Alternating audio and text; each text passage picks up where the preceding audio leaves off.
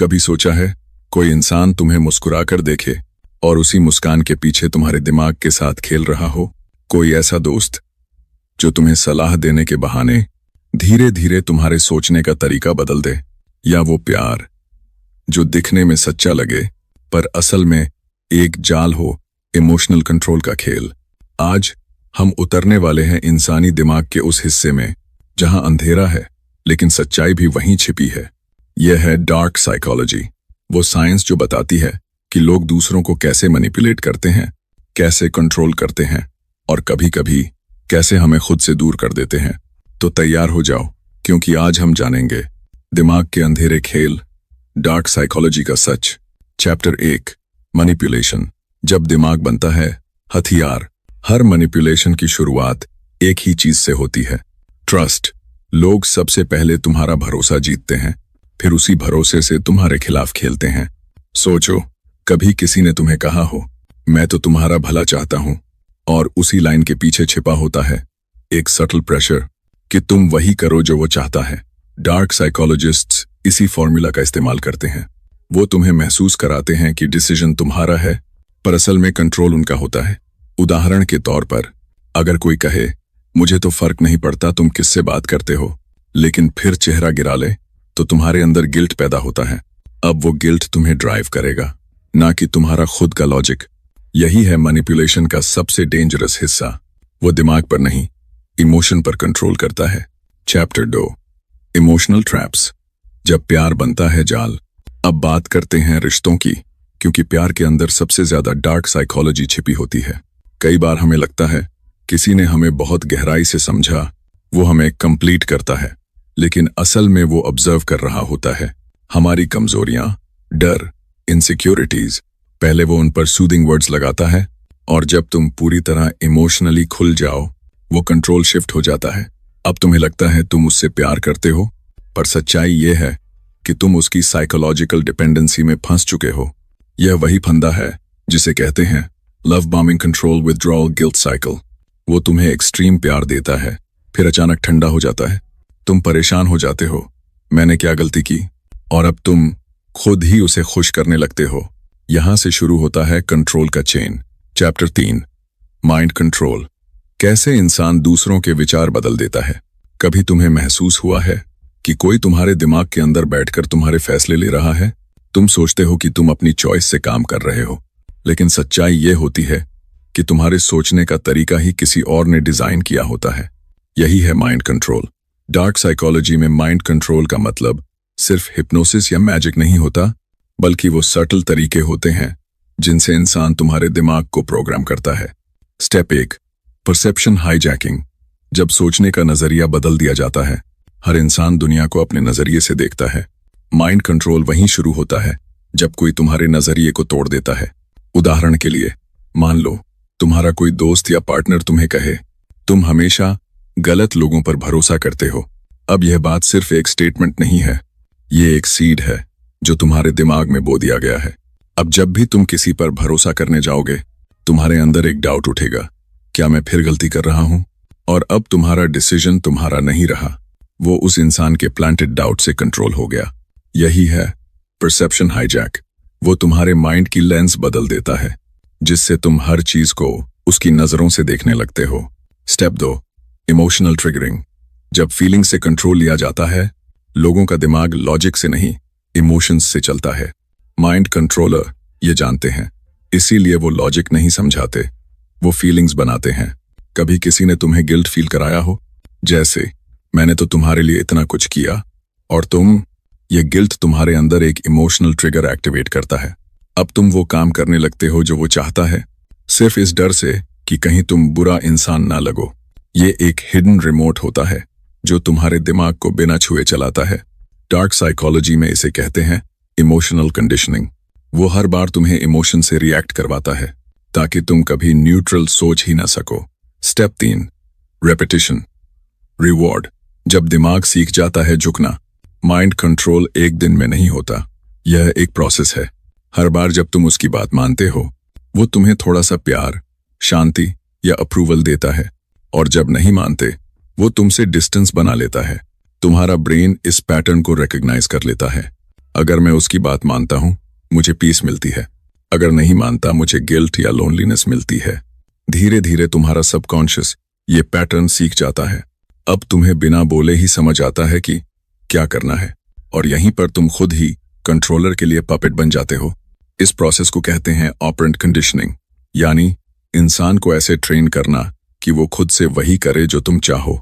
Step 4, isolation. जब दिमाग को अकेला कर दिया जाता है, माइंड कंट्रोलर्स जानते हैं कि अगर तुम्हारे पास अलग अलग ओपिनियंस होंगे तो तुम रेजिस्ट कर सकते हो, इसलिए वो धीरे धीरे तुम्हें दूसरों से अलग करते हैं। वो तुम्हारे दोस्तों में कमी निकालेंगे, कहेंगे वो तुम्हें समझते नहीं, और धीरे धीरे तुम सबसे कट जाते हो। अब तुम्हारे पास सिर्फ एक आवाज बचती है, वही इंसान जो तुम्हारे दिमाग के साथ खेल रहा है। जब किसी को सिर्फ एक सोर्स से इंफॉर्मेशन मिलने लगती है तो उसका दिमाग ऑल्टरनेट रियलिटीज पर डाउट करने लगता है। वो अब फ्री थिंकर नहीं बल्कि कंट्रोल्ड बिलीवर बन जाता है। Step 5, cognitive dissonance. जब दिमाग सच्चाई को भी झूठ मान लेता है। कभी तुमने किसी को देखा है जो अपने टॉक्सिक पार्टनर को डिफेंड करता है, भले सब कहते हो कि वो गलत है। यही है कॉग्निटिव डिसोनेंस। जब इंसान का दिमाग दो विरोधी सच्चाइयों में उलझ जाता है, वो उस सच्चाई को रिजेक्ट कर देता है जो उसे अनकंफर्टेबल लगती है। माइंड कंट्रोलर इसको एक्सप्लॉइट करते हैं। वो पहले तुम्हें इमोशनल कंफर्ट देते हैं, फिर धीरे धीरे तुम्हारे लॉजिक के खिलाफ चीजें कराते हैं। तुम्हारा ब्रेन कहता है ये गलत है, पर तुम्हारा इमोशन कहता है पर वो मुझे प्यार करता है। अब दिमाग कॉन्फ्लिक्ट में फंस जाता है और अंत में वो सच्चाई को इग्नोर करने लगता है। यही वो पल होता है जब कंट्रोल कंप्लीट हो जाता है। Step 6, internal voice replacement.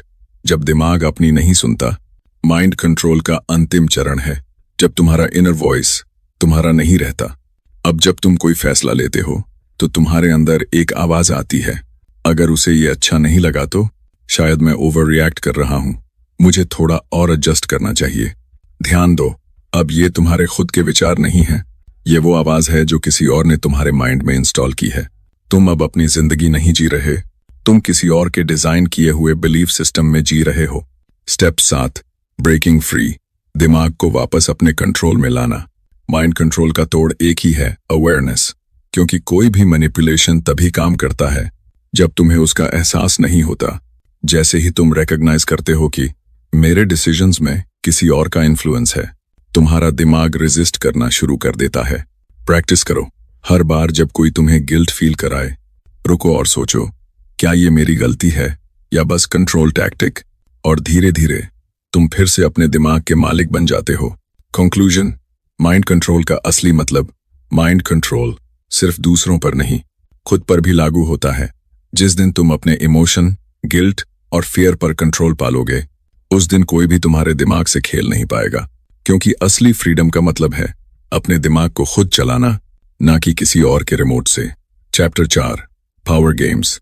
दिमाग के अंदर की पॉलिटिक्स।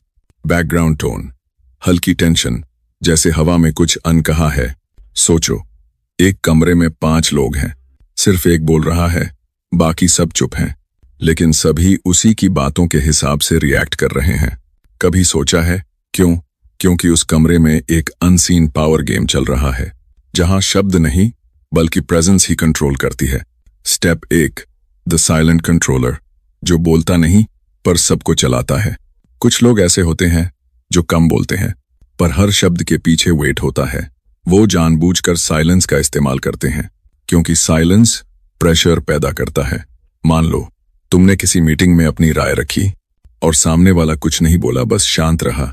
अब तुम्हारा माइंड खुद ही सोचने लगेगा, क्या मैंने कुछ गलत कहा? उसे पसंद नहीं आया क्या? यही है पावर गेम। वो कुछ नहीं बोलता पर तुम खुद को उसके हिसाब से एडजस्ट करने लगते हो। डार्क साइकोलॉजिस्ट्स इसे कहते हैं पावर बाय एब्सेंस।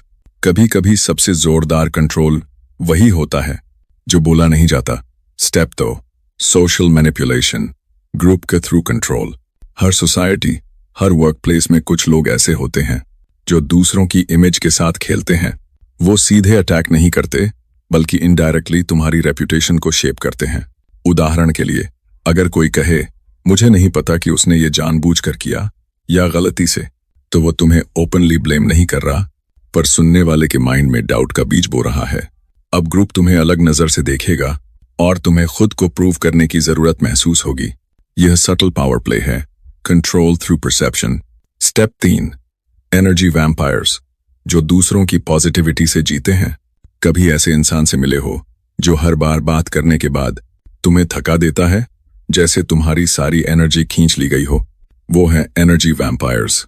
वो खुद कुछ कंट्रीब्यूट नहीं करते, बल्कि दूसरों की पॉजिटिविटी अब्सॉर्ब करते हैं। वो तुम्हें गिल्ट फील कराएंगे, छोटे छोटे थॉट्स देंगे, या हर बात में तुम्हें गलत साबित करेंगे। धीरे धीरे तुम खुद पर डाउट करने लगते हो। अब तुम उस एनर्जी वैम्पायर को खुश करने लगते हो, सिर्फ उस डिस्कम्फर्ट से बचने के लिए। और यही है उनका game, control through emotional drain. Step 4, dominance disguise, जब मदद का नाम लेकर कंट्रोल किया जाता है। पावर गेम का सबसे खतरनाक रूप है फेक हेल्प। ऐसे लोग कहते हैं, मैं तो बस तुम्हारी मदद करना चाहता हूं, पर असल में वो तुम्हारे डिसीजंस पर अथॉरिटी चाहते हैं। वो हर बार तुम्हारे चॉइस पर कमेंट करेंगे। तुम ये पहनोगे, ये तुम्हारे ऊपर नहीं जंचता। तुम ये प्लान कर रहे हो, ये प्रैक्टिकल नहीं है। और धीरे धीरे तुम अपने ऊपर डाउट करने लगते हो। तुम सोचते हो कि वो तुम्हें गाइड कर रहे हैं, लेकिन सच्चाई ये है वो तुम्हें डिपेंडेंट बना रहे हैं।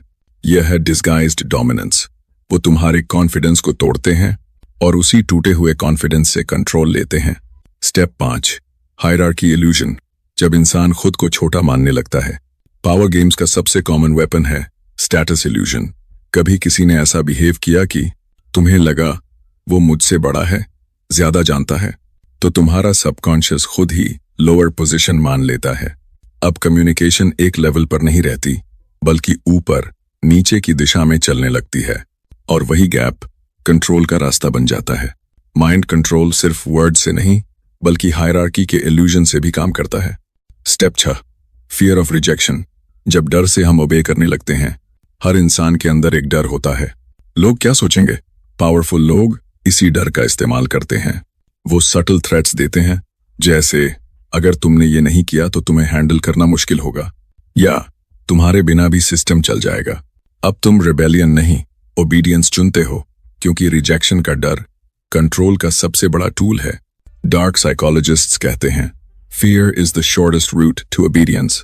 Step 7, breaking the game, power को पहचानो फिर तोड़ो। पावर गेम्स हमेशा चालाकी से खेले जाते हैं, इसलिए इन्हें तोड़ने का पहला तरीका है रिकॉग्निशन। अगर कोई तुम्हें बार बार गिल्ट फील कराए, अगर कोई तुम्हारी साइलेंस से कंट्रोल ले, या तुम्हारे कॉन्फिडेंस को सटली वीकन करे, तो समझो ये गेम चल रहा है। अब करो रिवर्स साइकोलॉजी, रिएक्ट मत करो, बस ऑब्जर्व करो। जब कंट्रोलर को लगेगा कि तुम अब इफेक्ट नहीं हो रहे, तो उसकी पावर खुद ही खत्म होने लगेगी। पावर गेम्स एक मिरर की तरह हैं, जो रिफ्लेक्ट तभी करते हैं जब सामने कोई देख रहा हो। जैसे ही तुम नजर हटाते हो, गेम टूट जाता है। कंक्लूजन, असली पावर क्या है? पावर कंट्रोल में नहीं, क्लैरिटी में है। जो इंसान दूसरों के दिमाग से नहीं, बल्कि अपने माइंड की शांति से इन्फ्लुएंस करता है, वो ही असली पावरफुल होता है। इसलिए याद रखो, हर बार जब कोई तुम्हारे कॉन्फिडेंस को तोड़ने की कोशिश करे, तो अपने मन में कहना, मैं खेल नहीं खेलता, मैं सच्चाई देखता हूं। क्योंकि डार्क साइकोलॉजी का सबसे बड़ा एंटीडोट है अवेयरनेस। चैप्टर 4, पावर गेम्स, दिमाग के अंदर की पॉलिटिक्स। दिमाग के खेल सिर्फ रिश्तों में नहीं, बल्कि हर जगह चलते हैं, ऑफिस, दोस्तों के बीच, और कभी कभी खुद के अंदर भी। यह ताकत शब्दों से नहीं, सोच से चलती है। चलो समझते हैं वो 5 तरीके जिनसे लोग दूसरों पर सटल कंट्रोल लेते हैं। स्टेप 1, साइलेंस कंट्रोल, जब चुप्पी से दबाव बनाया जाता है। कुछ लोग अपनी बात नहीं बोलते, बस चुप रहकर माहौल ऐसा बना देते हैं कि सामने वाला खुद गलती महसूस करने लगे। उनका साइलेंस ही एक हथियार बन जाता है। लोग उनकी प्रतिक्रिया के डर से खुद एडजस्ट करने लगते हैं। स्टेप 2, गिल्ट ट्रिगर, जब इंसान को खुद पर शक कराया जाता है। पावर गेम्स में गिल्ट सबसे आसान तरीका है। किसी को बार बार यह महसूस कराना कि तुम गलत हो, तुम इनसेंसिटिव हो, धीरे धीरे उसके कॉन्फिडेंस को तोड़ देता है। और जब सेल्फ डाउट शुरू होता है, कंट्रोल ऑटोमेटिक हो जाता है। स्टेप 3, रेपुटेशन प्ले, जब इमेज से मैनिपुलेशन होता है। कई लोग सामने से नहीं, बल्कि दूसरों की नजरों में तुम्हारी इमेज बदलकर कंट्रोल करते हैं। वो इनडायरेक्ट बातें करते हैं, पता नहीं वो ऐसा क्यों करता है, और सुनने वालों के दिमाग में शक का बीज बो देते हैं। अब वो तुम्हारे बिहेवियर को उनकी नजर से देखने लगते हैं। स्टेप 4, इमोशनल ड्रेन, जब बार बार एनर्जी खींची जाती है। कुछ लोग हर इंटरैक्शन के बाद तुम्हें थका देते हैं। वो तुम्हारे इमोशन को ड्रेन करते हैं, टॉन्ट्स, सार्काज्म, गिल्ट या सिंपैथी से। धीरे धीरे तुम खुद को उनकी अप्रूवल पर डिपेंडेंट महसूस करने लगते हो। यही है hidden control. Step 5, fear of rejection. जब डर से इंसान झुक जाता है। पावर गेम का सबसे गहरा हथियार है डर। डर कि अगर तुमने उनकी बात नहीं मानी तो वो नाराज हो जाएंगे, छोड़ देंगे या तुम्हें कम समझेंगे। इस डर से इंसान खुद को छोटा बना लेता है और वही सबमिशन बन जाती है उनका कंट्रोल। सच्चाई ये है, पावर गेम्स वहीं खत्म होते ए है जहां अवेयरनेस शुरू होती है। जैसे ही तुम रिकॉग्नाइज कर लेते हो कि कोई तुम्हारे इमोशन से खेल रहा है, तुम उस खेल से बाहर आ चुके हो। Chapter 5, the mirror effect. जब दिमाग तुम्हें ही तुम्हारे खिलाफ खड़ा कर देता है। कभी किसी ने तुमसे कहा है तुम्हें गलत याद है, या तुम ओवर रिएक्ट कर रहे हो। धीरे धीरे तुम्हें अपने ही एहसासों पर शक होने लगता है। यही है मिरर इफेक्ट, जहां इंसान का दिमाग खुद के खिलाफ वेपन बन जाता है। चलिए समझते हैं 5 सिंपल स्टेप्स में कैसे ये खेल खेला जाता है। Step 1, gas lighting. सच्चाई को झूठ साबित करना। गैस लाइटिंग का मतलब है किसी को उसकी रियलिटी पर डाउट करवाना। जब कोई बार बार तुम्हें कहे कि तुम्हें गलत याद है या तुम सेंसिटिव हो, तो तुम्हारा दिमाग अपनी परसेप्शन पर भरोसा खो देता है। अब वो सच्चाई नहीं देखता, बल्कि वही मानता है जो सामने वाला दिखाता है। Step 2, identity confusion. जब इंसान खुद को पहचानना भूल जाता है। जब बार बार तुम्हें गलत ठहराया जाता है तो तुम्हारी सेल्फ इमेज टूटने लगती है। तुम सोचते हो शायद मैं ही गलत हूं, शायद मुझ में कमी है। और यही वो पल है जब मैनिपुलेशन अंदर तक पहुंच जाती है। अब तुम खुद को नहीं, बल्कि उसकी नजर से खुद को देखने लगते हो। Step 3, emotional control. जब फीलिंग्स को वेपन बनाया जाता है। माइंड कंट्रोलर तुम्हारे इमोशंस से खेलता है। कभी एक्सट्रीम प्यार दिखाता है, कभी कोल्ड और डिस्टेंट हो जाता है। तुम कंफ्यूजन में फंस जाते हो, क्या वो मुझसे प्यार करता है या नहीं। और इसी कंफ्यूजन में तुम्हारा माइंड कंट्रोल हो जाता है। Step 4, self doubt loop. जब हर बात पर शक होने लगता है। गैस लाइटिंग का असर यही होता है कि तुम हर चीज पर डाउट करने लगते हो। अपने यादों पर, अपने फैसलों पर, अपने इंस्टिंक्ट्स पर। तुम्हें लगता है कि मैं ओवर थिंक कर रहा हूं, और धीरे धीरे तुम्हारा सेल्फ ट्रस्ट खत्म हो जाता है। अब तुम्हें अपने माइंड की आवाज पर भरोसा नहीं रहता। Step 5, breaking the mirror. खुद पर दोबारा भरोसा करना। इस ट्रैप से निकलने का पहला कदम है अवेयरनेस। जब भी कोई तुम्हें लगातार गिल्ट फील कराए या तुम्हारे इमोशंस पर डाउट करवाए, तो रुक कर खुद से पूछो, क्या ये सच्चाई है या किसी की बनाई हुई कहानी। धीरे धीरे तुम अपनी परसेप्शन पर दोबारा भरोसा करना सीख जाते हो, क्योंकि जिस दिन तुमने अपने दिमाग पर विश्वास कर लिया, उसी दिन मैनिपुलेशन खत्म हो गया। याद रखो, सबसे खतरनाक कंट्रोल वो नहीं जो शरीर पर हो, बल्कि वो है जो दिमाग पर हो। और सबसे बड़ी आजादी है जब तुम अपनी सोच को खुद डिफाइन करते हो। Chapter 6, defence. अपने दिमाग को बचाने के 5 तरीके। हर डार्क मैनिपुलेटर एक चीज चाहता है कि तुम रिएक्ट करो, डाउट करो और सरेंडर करो। लेकिन अगर तुमने कुछ सिंपल मेंटल डिफेंसेस सीख लिए, तो कोई तुम्हें कंट्रोल नहीं कर सकता। Step 1, observe, don't react. जब कोई तुम्हें मैनिपुलेट करने की कोशिश करे, गुस्सा दिलाकर, गिल्ट फील करवाकर या सिंपैथी दिखाकर, तो तुरंत रिएक्ट मत करो, बस ऑब्जर्व करो, क्योंकि मैनिपुलेटर तुम्हारी रिएक्शन से ही पावर लेता है। अगर तुम शांत रहो तो खेल यहीं खत्म हो जाता है। स्टेप 2, इमोशनल बाउंड्रीज बनाओ। हर इंसान को यह हक है कि वो अपनी मेंटल स्पेस सुरक्षित रखे। किसी को भी यह हक मत दो कि वो तुम्हारी फीलिंग्स से खेल सके। अगर कोई बार बार तुम्हें गिल्ट फील कराए, तो कामली डिस्टेंस बनाओ। तुम्हारा नो ही तुम्हारी सबसे बड़ी शक्ति है। Step 3, trust your gut. अपने अंदर की आवाज सुनो। तुम्हारा सबकॉन्शियस माइंड झूठ पकड़ने में माहिर है। अगर अंदर से कोई चीज गलत लग रही है, तो वो अक्सर गलत ही होती है। तुम्हारा इंट्यूशन तुम्हारा रेडार है, इस पर भरोसा करना सीखो। Step 4, information control. सब कुछ शेयर मत करो। मैनिपुलेटर तुम्हारे सीक्रेट्स, हैबिट्स और इमोशंस को हथियार बनाता है, इसलिए हर किसी को अपने अंदर झांकने मत दो। थोड़ा रहस्य रखो। लोग वही कंट्रोल कर सकते हैं जिसे वो पूरी तरह जानते हैं। स्टेप 5, सेल्फ अवेयरनेस, सबसे बड़ा हथियार। डार्क साइकोलॉजी का एंटीडोट सिर्फ एक है, सेल्फ अवेयरनेस। जब तुम समझ जाओ कि कौन तुम्हें मैनिपुलेट कर रहा है, क्यों कर रहा है और कैसे कर रहा है, तो खेल वहीं खत्म हो जाता है, क्योंकि जानने वाला इंसान कभी गुलाम नहीं बनता। फाइनल थॉट, अपने दिमाग का ताला किसी और को मत दो। जब सोच तुम्हारी है तो फैसला भी तुम्हारा होना चाहिए। अब वक्त है अपने दिमाग को आजाद करने का। कभी कभी हम सोचते हैं कि दुनिया में सबसे बड़ी ताकत पैसा है, कभी लगता है प्यार, कभी पावर या फेम, पर सच्चाई इससे कहीं गहरी है। सबसे बड़ी ताकत है किसी के दिमाग पर काबू, क्योंकि जब कोई तुम्हारे दिमाग को पढ़ लेता है तो वो तुम्हारे फैसले, तुम्हारे इमोशंस, तुम्हारे ड्रीम्स सब अपने हिसाब से मोड़ देता है। लेकिन अब वक्त आ गया है इस कंट्रोल को तोड़ने का। स्टेप 1, खुद से बात करो। हर दिन कुछ मिनट खुद से बात करो। पूछो, क्या मैं वो कर रहा हूं जो मैं चाहता हूं या जो दुनिया मुझसे चाहती है? जब तुम अपने जवाब खुद देने लगते हो तभी मैनिपुलेशन खत्म होती है। स्टेप 2, अपने भीतर झांको। तुम्हारा माइंड तुम्हारा दुश्मन नहीं है, वो बस कंफ्यूज्ड है, क्योंकि सालों से दूसरों की आवाजों ने तुम्हारे अंदर का सच दबा दिया है। थोड़ा साइलेंस दो, थोड़ा टाइम दो, तुम्हारा माइंड खुद तुम्हें रास्ता दिखाएगा। स्टेप 3, माफ करो, लेकिन भूलो मत, जिन लोगों ने तुम्हें मैनिपुलेट किया उनसे नफरत मत करो, क्योंकि वो भी किसी न किसी के ट्रैप में पले बड़े हैं। लेकिन याद जरूर रखो, ताकि वही गलती दोबारा न दोहराओ। माफी देना तुम्हारी शांति है, भूल जाना तुम्हारी कमजोरी। स्टेप 4, खुद की पहचान दोबारा बनाओ। अब वक्त है अपनी आइडेंटिटी को फिर से डिफाइन करने का, क्योंकि मैनिपुलेटर तुम्हारी सोच चुराता है, लेकिन तुम्हारा कोर कभी नहीं ले जा सकता। उसे ढूंढो, उसे अपनाओ और उसे दुनिया के सामने जियो। स्टेप 5, दूसरों के दिमाग नहीं, दिल जीतने की कोशिश करो। डार्क साइकोलॉजी को समझना जरूरी है, लेकिन उसे यूज करना जरूरी नहीं।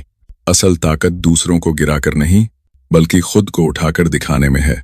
जो इंसान दूसरों के दिमाग से खेलता है वो जीतता नहीं, वो खोता है, क्योंकि एक दिन वो खुद अपने ही ट्रैप में फंस जाता है। और इसीलिए अब जब भी कोई तुम्हें गिल्ट फील करवाए, कंफ्यूज करे या तुम्हारी सोच को तोड़ने की कोशिश करे, बस एक बात याद रखना, मैं किसी का पपेट नहीं हूं।